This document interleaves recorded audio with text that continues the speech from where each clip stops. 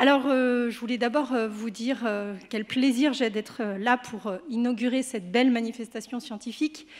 Un plaisir pour plusieurs raisons. Plaisir immense parce que nous revenons un peu à la vie scientifique, vie dont on a été quelque peu privé, évidemment, vous le savez, depuis 1 an et demi, voire 2 ans. Donc c'est vraiment très agréable de voir des gens vrais, c'est ce qu'on dit à nos étudiants aussi en amphithéâtre, mais c'est réel. Qui plus est, en tant qu'intervenante, j'ai le privilège de ne pas avoir le masque, donc j'apprécie d'autant plus. Plaisir également parce que, évidemment, cette manifestation, elle a une importance toute particulière à Grenoble. Vous le savez, c'est une manifestation récurrente qui prend place chaque année depuis plus de 30 ans, puisque les spécialistes de la propriété intellectuelle grenoblois organisent ce colloque annuellement, en partenariat avec les étudiants. Donc ça permet à la formation et à la recherche d'être très liés, et cela est évidemment très, très intéressant. Donc très heureuse d'être parmi vous pour inaugurer ce colloque. Alors moi, c'est en tant que co-directrice du Centre de recherche juridique, du CRJ, que j'interviens et que j'ai le plaisir, l'honneur d'inaugurer cette journée. Alors le CRJ, c'est quoi? Sans doute que parmi vous, vous êtes plus coutumiers du QRPI, Centre universitaire d'enseignement et de recherche en propriété intellectuelle. Alors le QRPI a intégré le CRJ il y a quelques années, en 2007, et le CRJ est évidemment fort de cet accueil, de cette équipe de recherche très active, très dynamique. Dynamisme, activité qui a été très soulignée par le rapport HCERS. Je cite, celui-ci disait « À travers le CRJ, l'Université de Grenoble est parfaitement identifiée dans le champ de la propriété intellectuelle pour compter les plus grands spécialistes de la matière. » Voilà. Dixit, ce n'est pas moi qui le dis. Alors j'en profite pour du coup saluer mes collègues, les remercier pour leur dynamisme, le professeur Bruguière, le professeur Tréfini, et puis Amélie Favreau, c'est notre triumvirate, si je puis dire, et qui évidemment ont une empreinte toute particulière au sein du CRJ, qui permettent un rayonnement, alors un rayonnement au-delà même de Grenoble, puisque nous avons le plaisir de compter dans le CRJ au titre de la propriété intellectuelle des collègues d'Avignon. Donc je suis très contente que cette équipe rayonne à ce point-là. Alors désormais, la propriété intellectuelle à Grenoble rayonne au travers du CRJ. Dans un axe, nous avons 3 axes au Centre de recherche juridique, et c'est dans un axe qui s'intitule « Innovation », alors qui évidemment peut donner l'impression d'être très large avec ce terme-là. Effectivement, il n'y a pas que la propriété intellectuelle, on a aussi des développements sur sciences et droits, sur le droit de l'environnement, mais la propriété intellectuelle a une place évidemment toute particulière. À ce titre, du fait que les intellectualistes, je ne sais pas si on peut vous appeler ainsi, soient intégrés au sein du CRJ, ils peuvent bénéficier de tous les services administratifs du CRJ et ça me donne l'occasion de remercier l'équipe administrative du laboratoire qui a travaillé d'arrache-pied aux côtés des organisateurs scientifiques de ce colloque pour que cette journée soit réussie. Donc merci à Séverine Grosjean, merci à Irène également et à Claire pour leur enthousiasme et vraiment leur qualité. Il ne me reste plus qu'à vous souhaiter de beaux échanges, des réflexions fructueuses et de bien profiter de ce plaisir immodéré de pouvoir partager autour de centres d'intérêt commun. Je ne pourrais pour ma part pas être avec vous aujourd'hui et je le regrette évidemment profondément. J'en reverrai peut-être ce soir. Bonne journée à tous. Merci. Bien, alors Madame la directrice du CRJ, chers collègues, chers professionnels de la propriété intellectuelle, chers étudiants de Master 1 et 2 de la propriété intellectuelle, chers QRPistes, et plus particulièrement, chère Marie-Angèle, pour qui nous avons une pensée toute particulière, cher Jean-Louis, cher Christian, nous avons le plaisir d'ouvrir ce colloque consacré à la parapropriété intellectuelle. Alors avant de me lancer dans cette introduction, je voudrais formuler des remerciements. Des remerciements tout d'abord au musée qui nous accueille une nouvelle fois dans ses murs. Je tiens à préciser avec Pascal et Amélie que nous ne snobons pas l'université. nous tenons, avec Pascal et Amélie, effectivement, à être au cœur de la ville, près des professionnels du droit. C'est un peu une philosophie du QRPI et nous la défendons. Merci évidemment à tous ceux qui ont défendu et qui ont apporté un soutien à nos colloques. Alors, l'Université de Grenoble-Alpes, je vais les citer rapidement, le CRJ, la faculté de droit, les cabinets Cornet, Vincent Ségurel et Verken et Gaulier, et le cabinet Beaumont. Merci beaucoup. Merci au personnel administratif du CRJ, donc Claire Massoui, Séverine Grosjean, Irène Larmagnac, qui ont pris, j'abonde dans le sens d'Ingrid, admirablement en compte tout l'aspect matériel de ce colloque. Et je crois que pour les deux dernières, ce n'a rien d'évident parce que c'est le premier colloque en présentiel, comme on dit aujourd'hui. Merci enfin à tous les intervenants de la journée. Je vais les nommer à l'occasion de mon introduction. Intervenants qui ont tenu à être présents après 2 reports du colloque consécutifs à la situation sanitaire. Donc, grâce à votre ténacité, nous allons pouvoir discuter de cette parapropriété intellectuelle. Merci au public qui réunit, comme toujours dans nos colloques, des professionnels du droit de la propriété intellectuelle, des avocats, des conseils, des juristes d'entreprise, des étudiants de différents masters et, pour ce qui est du master de Grenoble, de différentes générations. Puisque ce colloque, en fait, est l'occasion de célébrer les 30 ans de notre master qui aurait dû être fêté en 2020 et en réalité beaucoup plus que 30 ans. Beaucoup plus que 30 ans, comme vous l'expliqueront Christian et Jean-Louis, qui étaient là bien avant nous. La formation est donc plus ancienne, avant le master, le DESS, avant le DESS, le DEA. Alors, je ne vais pas refaire l'histoire, je ne suis pas le mieux placé, effectivement, pour la refaire, mais je vais vous raconter une petite histoire qui explique la présence de la propriété intellectuelle à Grenoble, le QRPI et le master. C'est un peu de la sérendipité, vous allez voir, effectivement, assez intéressant. Marie-Angèle Perrault-Morel, qui était la spécialiste du droit des dessins et modèles dans les années 70-80, avait soutenu une thèse en 1961 sur une thèse sur l'équilibre dans le contrat, était donc une civiliste. C'était une civiliste. Et le doyen de la fac de Grenoble, qui était un historien du droit, un romaniste, passait ses vacances, ne me demandez pas pourquoi, à Monaco. Et à Monaco, il avait pour ami l'ancien directeur général de l'INPI, qui a dit à ce doyen « Mais vous devriez faire de la propriété intellectuelle à Grenoble, vous avez tout le bassin, toutes les entreprises innovantes. » Et donc le doyen est revenu et a demandé à Marie-Angèle de faire de la propriété intellectuelle. Elle a un peu rechigné au départ.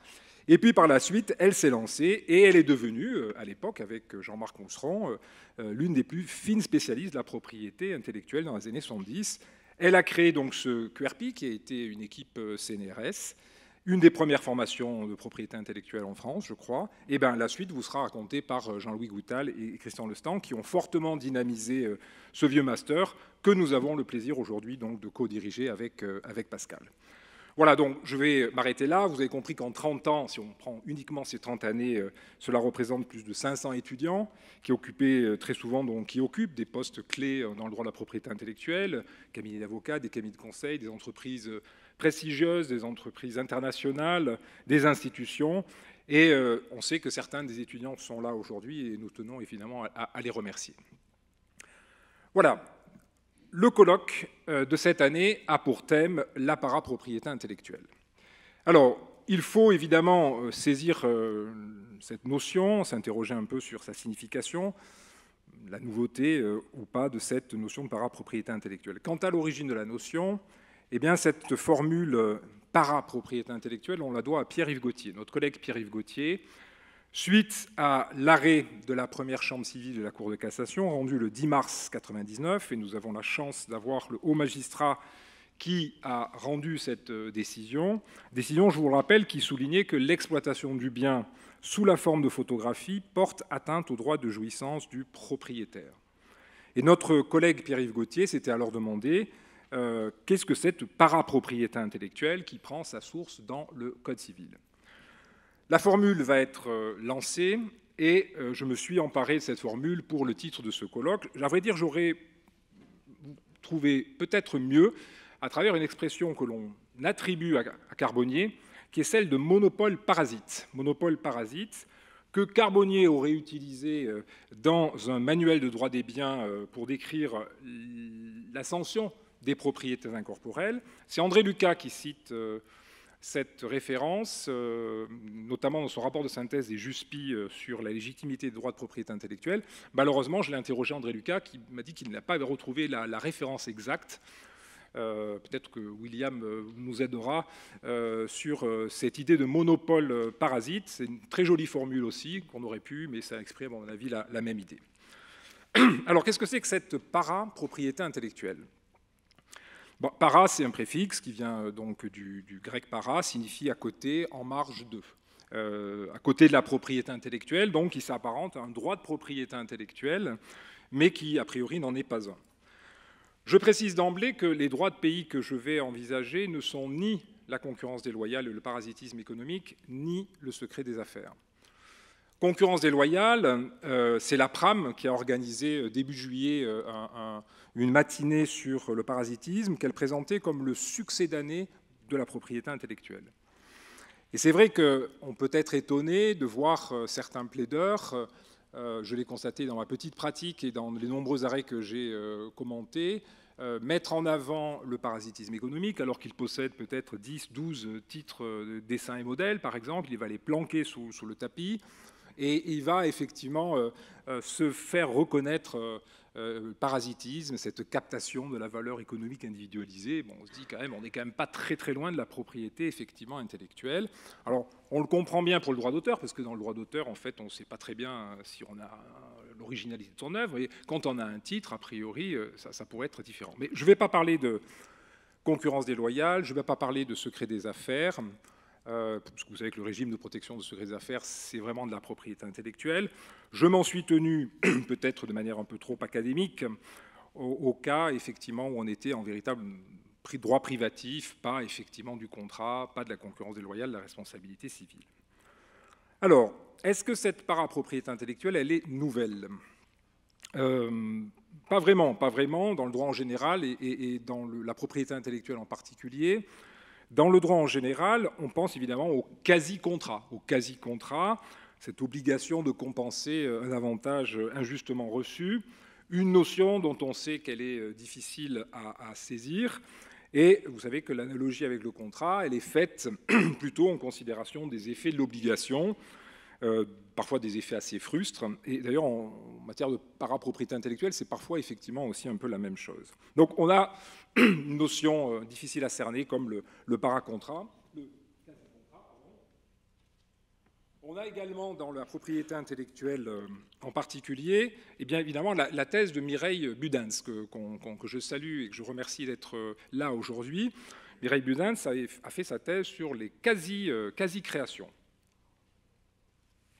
Pour vous situer le contexte, c'était au moment où le logiciel était rentré dans le droit d'auteur.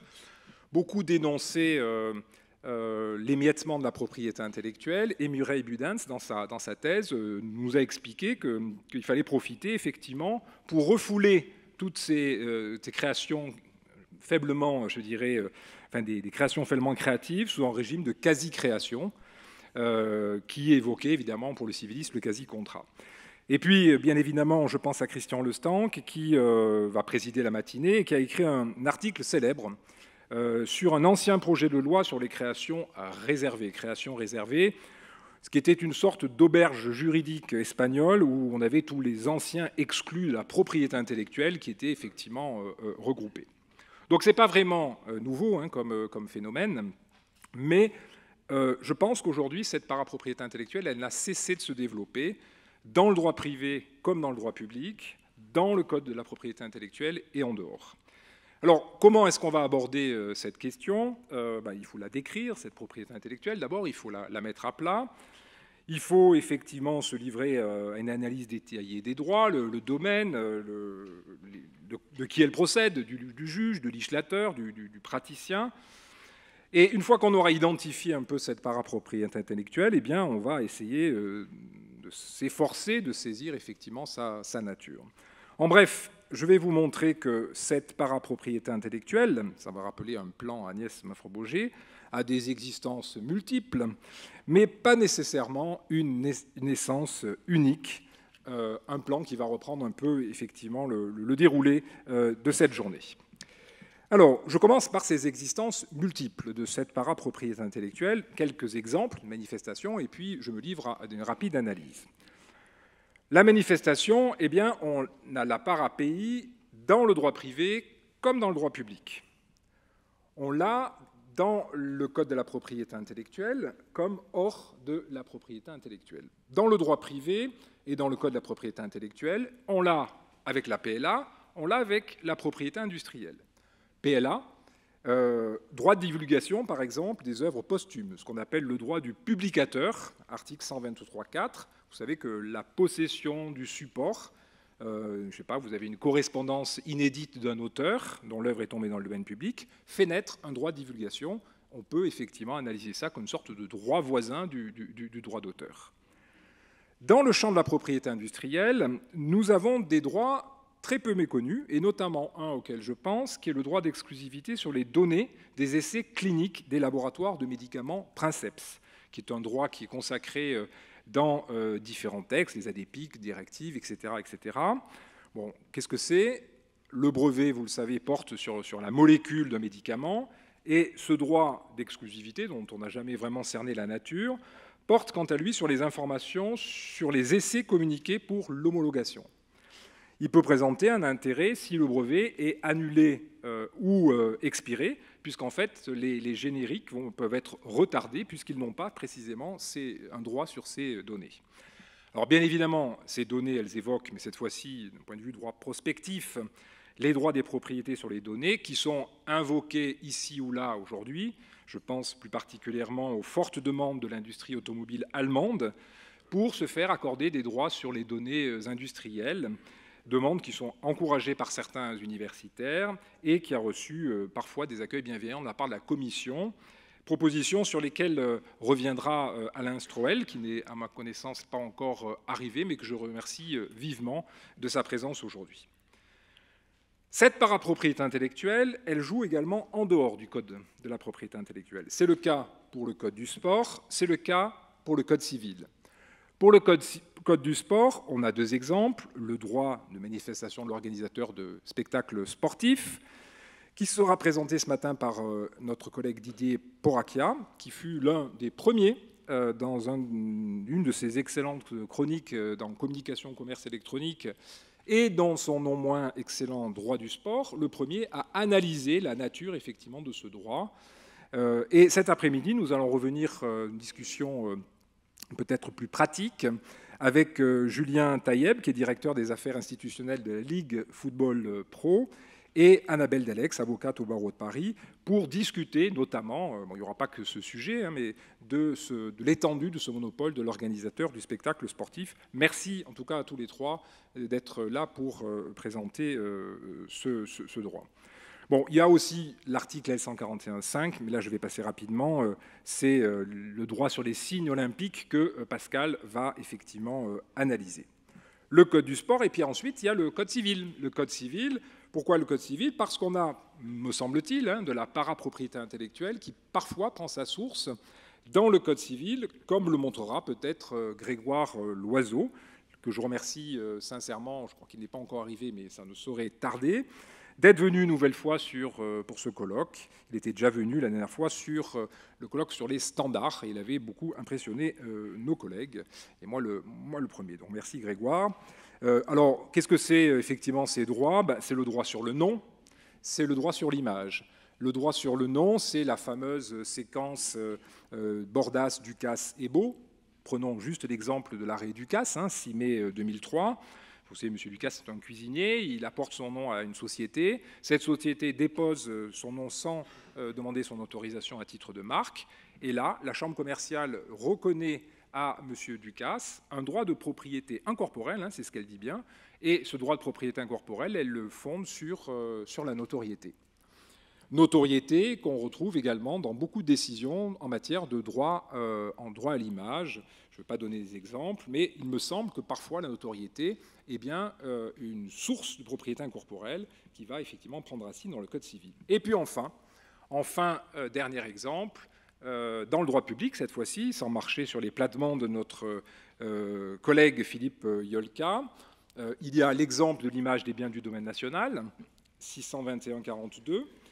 Il y a, moins connu, tous les droits de reproduction imaginaires que se reconnaissent certaines institutions publiques pour interdire la reproduction de certains éléments. Alors, notamment, j'ai en tête à la BNF, si vous voulez aller effectivement reproduire une carte géographique de la BNF, alors même qu'elle est dans le domaine public, lisez bien les conditions générales d'utilisation, vous verrez que la BNF se reconnaît le droit d'interdire cette reproduction, ce qui rejoint d'ailleurs, je ne sais pas si c'est le cas de ce musée, des interdictions de reproduction imaginaires que les musées instituent dans leur règlement pour vous interdire de reproduire des tableaux qui sont exposés et qui sont bien dans le domaine public. Alors, qu'est-ce qu'il faut penser de ce mouvement? Ici, 3 observations. Première observation, il y a diversité des domaines. Deuxième observation, il y a, on va voir, relativité des prérogatives. Et enfin, troisième observation, il y a pluralité des sources. Diversité des domaines, bon, là, ça peut être rapide. On a de cette parapropriété intellectuelle dans le domaine sportif, dans le domaine culturel, mais plus dans le domaine sportif. J'ai toujours été étonné qu'on n'ait jamais reconnu en France un droit de l'organisateur du spectacle vivant. Je ne comprends pas pourquoi le Festival d'Avignon va galérer avec la concurrence déloyale et le contrat, pendant que le Tour de France, l'organisateur du Tour de France, paresseusement, va s'appuyer sur son code du sport. C'est effectivement une chose assez mystérieuse, surtout que bon, les festivals en France, c'est quand même assez important. Bon, il y a eu des propositions, mais on peut effectivement se poser la question. Relativité des prérogatives. Ici, on voit qu'il y a des prérogatives qui sont plus ou moins complètes dans cette parapropriété intellectuelle. Il y a effectivement des choses qui sont très proches d'un droit de propriété intellectuelle. Bon, la reproduction de l'image des biens du domaine national, il y a un principe, il y a des exceptions. On est calqué sur de l'API, me semble-t-il. Il y a des droits qui sont plus frustres. Le droit du publicateur auquel je faisais allusion, il ne comporte pas, par exemple, de droit moral. Je me souviens d'une petite consultation d'une personne qui possédait une correspondance inédite qu'il avait qu'il avait mise à disposition d'un théâtre et qui venait dire, oui, non, vous la mettez là, cette correspondance, non, vous allez la mettre plutôt au sous-sol. Enfin, bon, en fait, il faisait valoir un droit au respect de l'œuvre. Donc, il a fallu lui expliquer que non, ce droit du publicateur, ça n'allait pas jusqu'à effectivement maîtriser toute l'intégrité effectivement de cette création.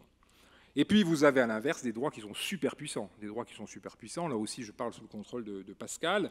Le signe olympique, c'est hyper commode, hein, effectivement, par rapport au régime du droit des marques. Pas d'épuisement, pas de dégénérescence. C'est cool, finalement, ces droits des signes olympiques.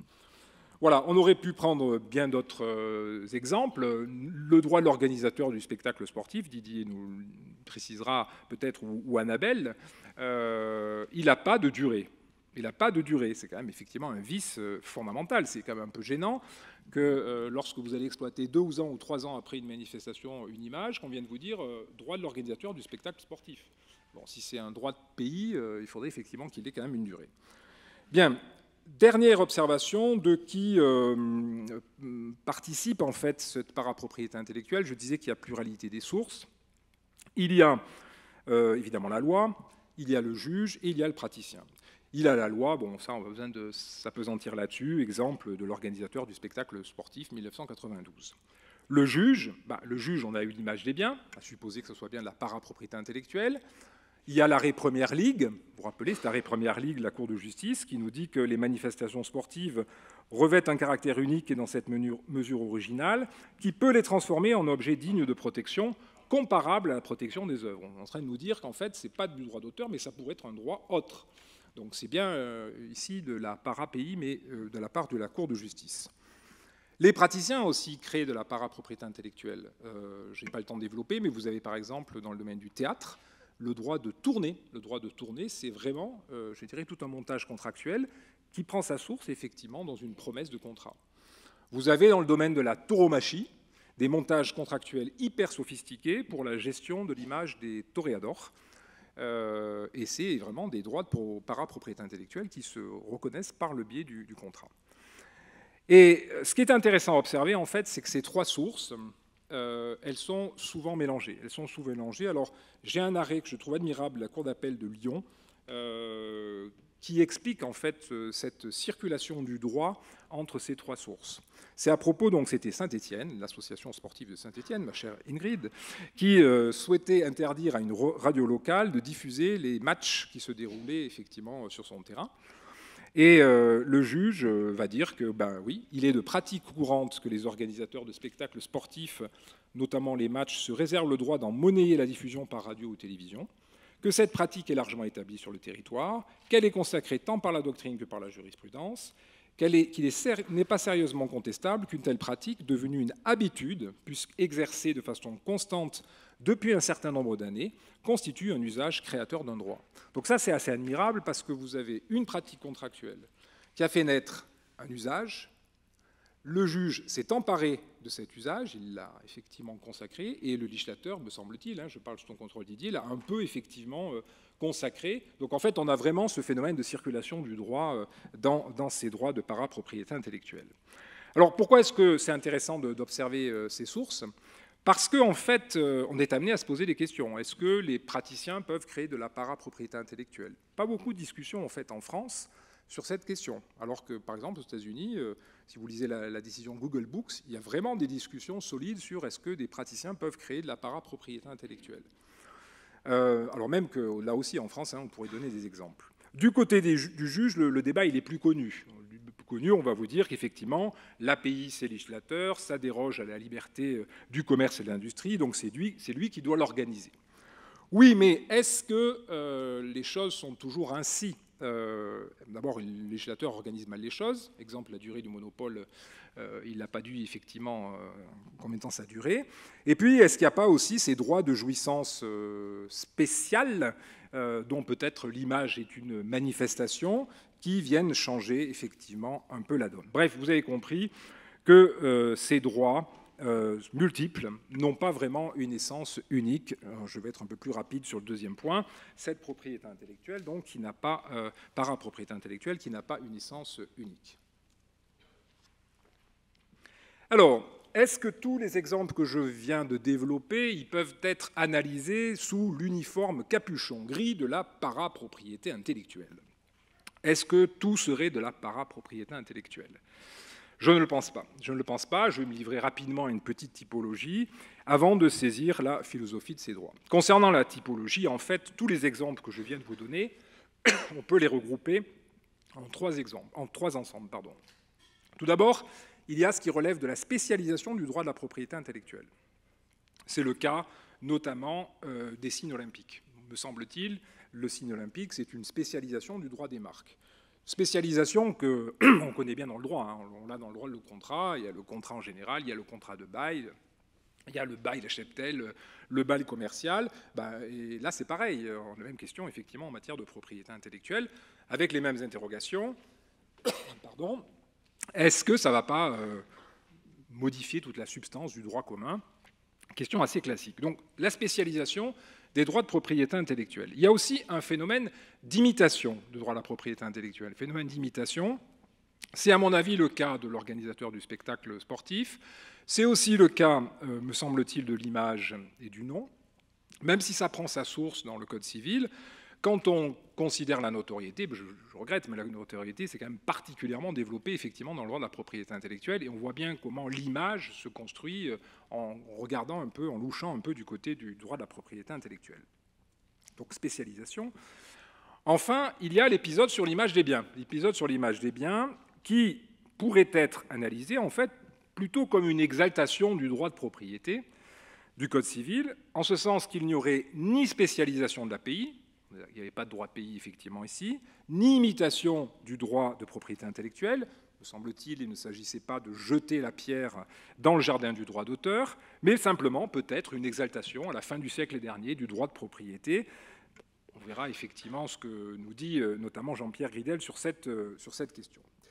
Alors, abstraction faite de ce point, se pose donc la question de la place, on le voit bien, des biens incorporels à côté donc de la propriété intellectuelle. Les biens incorporels, si vous voulez, il est issu d'une activité humaine, d'une force de travail, et tous ces biens incorporels, en fait, ils ne vont pas trouver un régime dans la propriété intellectuelle. La propriété intellectuelle, c'est un régime particulier. Et il y a plusieurs régimes d'appropriation, et on connaît bien la propriété intellectuelle, mais ça ne nous dit pas quelle va être la place de cette propriété incorporelle, enfin de ces biens incorporels. Alors, qu'est-ce qu'il faut accorder comme place à cette propriété incorporelle non intellectuelle? On pourrait tenter de dire, eh bien, en fait, la ligne de partage, c'est d'un côté protection de l'activité créatrice, de l'autre protection de l'investissement. En fait, c'est plus compliqué que ça, vous le savez bien, parce que dans le Code de la propriété intellectuelle, on a beaucoup de choses qui sont protégées au titre de l'investissement, producteurs de bases de données, phonographes, vidéogrammes, entreprises de communication audiovisuelle, éditeurs de presse, donc ça ne va pas, cette ligne de partage. On peut néanmoins se risquer un petit ordonnancement très rapidement. On pourrait imaginer un jour un code de la propriété incorporelle qui regrouperait effectivement une partie de protection de l'activité créatrice d'un côté et de l'autre la protection de l'investissement économique. Évidemment, ça va entraîner des modifications. Dans la partie 1, il y aurait différents chapitres, et ici je m'inspire de l'ouvrage Droit des biens de notre collègue William Dross, l'idée de protection de la forme du droit d'auteur, idée de protection des fonctions, fonctions techniques, le brevet, l'obtention végétale, fonctions esthétiques, le dessin et modèle, fonctions évocatrices, le droit des signes distinctifs. Et donc ça serait véritablement, je dirais, le droit de l'activité créatrice. À l'opposé, nous aurions donc la protection de l'investissement économique. À la limite, on peut faire une petite place à la concurrence déloyale ici au secret des affaires. Et dans cet ensemble, on aurait 3 séries d'opérateurs. Les producteurs de phonogrammes, vidéogrammes, producteurs sportifs que je mettrai ici, entreprises de communication individuelle, premier ensemble, les éditeurs de presse, et puis ensuite les personnes publiques notoires pour effectivement intégrer tout ce qui est effectivement image et nom, par exemple. Bon, restant à savoir qu'est-ce qu'on va faire comme place de cette propriété incorporelle publique, et puis est-ce que, comme l'avait suggéré notre collègue Thierry Revet, il faudrait faire une articulation entre le Code civil et ce Code des biens incorporels. Thierry Revet suggérait d'enrichir l'article 711 du Code civil avec une formule: la propriété s'acquiert par accession, incorporation, par prescription et par la création, pour faire une place à la création dans le Code civil. Alors, c'est une bonne idée, mais est-ce que c'est la création, l'angle d'attaque? Si on dit c'est la création, ben, tout ce qui n'est pas créatif existe. Bon, enfin voilà, c'est quand même des questions qu'on peut se poser, et donc on en arrive à la nature. Je vais terminer. Sur cette nature, rapidement, 2 précisions de méthode, une tentative de distinction. Précision de méthode, 1, mes petites tentatives d'ordonnancement montrent bien que l'on doit raisonner au niveau du droit commun. Et voilà pourquoi on doit se réjouir d'avoir l'analyse d'un des plus éminents spécialistes du droit des biens sur cette question, William Dross, auteur, entre autres ouvrages, d'un très stimulant Droit des choses et Droit des biens. Cher William, merci beaucoup. J'ai fait plusieurs tentatives de sollicitation pour nos colloques, mais celle-ci est la bonne. Nous devons donc nous livrer une comparaison interne, mais aussi une comparaison externe, et celle du droit comparé. Et évidemment, tous les exemples que j'ai développés, c'était des exemples franco-français. Ce serait intéressant, évidemment, de savoir ce qui se passe à l'étranger, parce que de la parapropriété intellectuelle, il y en a à l'étranger. Je pense notamment au droit d'auteur sur les photographies en Allemagne, où il distingue l'œuvre photographique et le travail photographique. Bon, c'est un peu de la parapropriété intellectuelle. Donc, merci Mireille, effectivement, d'être venue pour nous parler de ce droit comparé, notamment, je crois, au Benelux. Dernier point, pour saisir la nature de cette parapropriété intellectuelle, peut-être faudrait-il explorer une distinction que je ne vais pas développer, c'est assez long, entre ce qui est monopole légal et ce qui est droit de propriété. Monopole légal et droit de propriété. Là, je m'appuie sur la thèse de Alain Strauel, qui avait très bien montré dans son étude que le copyright s'était construit comme un monopole légal avec un intérêt public et l'idée de récompense, alors que le droit d'auteur continental, lui, s'était construit plutôt comme un droit de propriété, d'où l'idée de recours au droit naturel. Eh bien, si j'en reviens à mon droit de l'organisateur du spectacle sportif, il me semble que ce droit de l'organisateur sportif, il est plutôt pourrait être considéré comme un monopole. Pourquoi? Parce qu'on retrouve l'idée de protection de l'investissement, beaucoup de jurisprudence, notamment une décision du Conseil d'État très claire en ce sens. Et puis l'intérêt public, l'intérêt public, il est assez mis en avant avec la loyauté des compétitions, la lutte contre la fraude. Donc peut-être ce n'est pas vraiment un droit de propriété. Voilà. C'est une piste à creuser. Je remercie donc tous les intervenants à ce colloque, nos présidents de séance, sans oublier notre rapporteur de synthèse, Valérie Laure Benabou, que je n'ai pas encore nommé, mais le faut-il, qui est une fine spécialiste des propriétés intellectuelles et qui aura la lourde tâche d'analyser donc toutes nos contributions et de se livrer à une analyse prospective. Merci beaucoup de votre attention. Et donc, j'appelle à la tribune donc la première partie, Christian, Amélie et les autres. Merci.